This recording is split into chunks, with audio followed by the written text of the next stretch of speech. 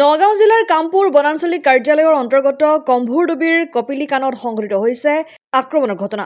একাংশ বন মাফিয়াই কপিলিৰ খহনীয়া এলেকাত মথাউৰিৰ নিচেই কাষৰ চৰকাৰী ভূমি অবাধে খনন কৰা কাৰ্যত বাধা দিয়া যোৱা নিশা মাইনুদ্দিন নামৰ স্থানীয় বিজেপি কৰ্মীক চোকাস্ত্ৰৰে আক্ৰমণ কৰি হত্যাৰ চেষ্টা কৰাত এক উত্তেজনাময় পৰিস্থিতিৰ সৃষ্টি হয়। উল্লেখযোগ্য যে কপিলি নদীৰ মথাউৰিৰ কাষৰ চৰকাৰী ভূমি এই অবাধ খননে কামপুৰৰ দক্ষিণ অঞ্চল আৰু বৃহত্তৰ কচুৱাৰ প্ৰায় 20খনকৈ গাঁও বানত বুৰ যোৱাৰ আশংকা প্ৰকাশ কৰাৰ উদ্দেশ্যে স্থানীয় বিজেপি কৰ্মী কলিমুদ্দিনৰ ডাঙৰ ককায়েক জনৈক ৰহমান উপাধিৰ নেতৃত্বত 7-8জনীয়া এটা গুণ্ডা বাহিনী আক্ৰমণ কৰাৰ অভিযোগ তুলিছে। কপিলিৰ মথাউৰি আৰু বৃহত্তৰ ৰাইজৰ স্বাৰ্থত মাত মাতি আক্ৰমণৰ বলি হোৱা মাইনুদ্দিনৰ সৰু ভায়েক কলিমুদ্দিনে কান্দি কান্দি সংবাদ মাধ্যমযোগে ন্যায় বিচাৰি মুখ্যমন্ত্ৰী আৰু ডিজিপিক অনুৰোধ জনাইছে। ইফালে আক্ৰমণৰ বলি হোৱা মাইনুদ্দিন বৰ্তমান সংকটজনক অৱস্থাত চিকিৎসাধীন।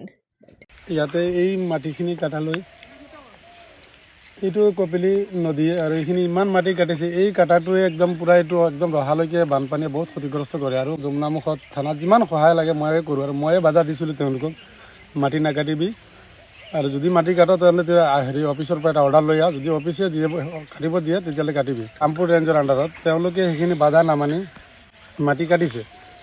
মোৰ দাদা বজাৰৰ পৰা আহি আছে, আহোঁতে সিহঁতি মানুহ গোট খাই ৰাস্তাত ৰাতি 8:30মান বজাত মোৰ দাদাক একদম এনেকৈ বেয়াকৈ মাৰিছে।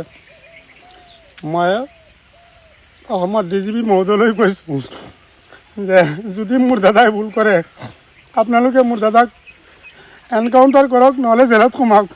মোৰ কোনো ক'বলগীয়া নাই। যদি দুখ কৰা নাই তেতিয়াহ'লে আপোনালোকে ন্যায়টো দিয়ক।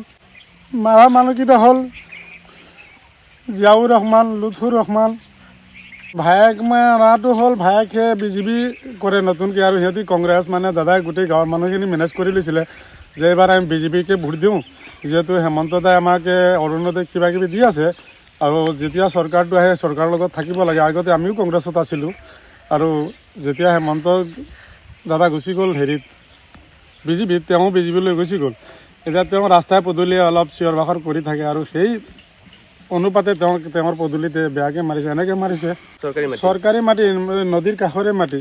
মই ফৰেষ্ট ডিপাৰ্টমেণ্টতো জনাইছোঁ, আৰু আমাৰ বিডিবিৰ এডভাইজাৰকো মই জনাইছোঁ কিছুমান কথা, যে আপোনালোকে চাওক, আহি কিছুমান তদন্ত কৰক, যিজন দোষী তেওঁ শাস্তি পাব লাগে।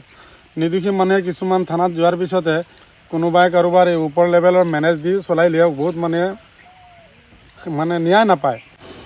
মোৰ লগত নালাগি মোৰ দাদা বজাৰৰ পৰা আহোঁতে ইমান মাৰিছে, গতিকে মই সকলো জ্ঞানী বুদ্ধিজীৱী সকলোলৈ কৈছোঁ যাতে এইবিলাক বন্ধ হ'ব লাগে। আৰু মই লগতে এইখিনিও কৈছোঁ, যদি ময়ো দুখ কৰোঁ, মই এই দোষীজন এইখন সমাজত থাকিব নালাগে, মোকো আপোনালোকে আইনৰ আওতালৈ লওক। মোৰ দাদাৰ নাম মাইনুদ্দিন। কচুৱাৰ পৰা গুলজাৰ হুছেইনৰ ৰিপৰ্ট, অসম আদিত্য।